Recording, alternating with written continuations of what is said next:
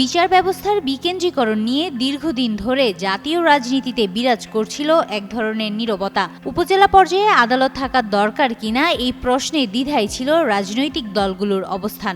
১৯৯১ সালের জাতীয় ঐক্যমতের প্রতি সম্মান দেখিয়ে উপজেলা পর্যায়ের আদালত তুলে দেওয়ার সিদ্ধান্ত নেয় বিএনপি।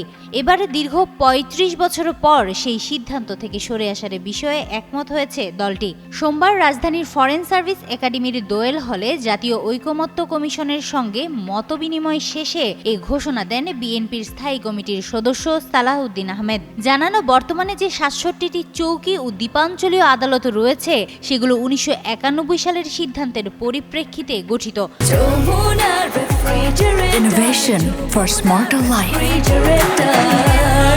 তবে এখন জাতির চাহিদা বিবেচনায় আদালত সম্প্রসারণের নীতিগতভাবে একমত হয়েছেন বলে জানান তিনি। বিএনপির এই নেতা উল্লেখ করেন, এই প্রস্তাবে রাজনৈতিক দলগুলোর পক্ষ থেকে কিছু সংশোধনী যুক্ত করার প্রস্তাব দেওয়া হয়েছে। একই সঙ্গে হাইকোর্টের সঙ্গে এই বিষয়ে আলোচনার জন্য দলের পক্ষ থেকে আহ্বান জানানো হয়েছে। এছাড়া জরুরি অবস্থার বিষয়ে ঐকমত্য কমিশনের প্রস্তাবেও নীতিগত সমর্থন জানিয়েছে দলটি।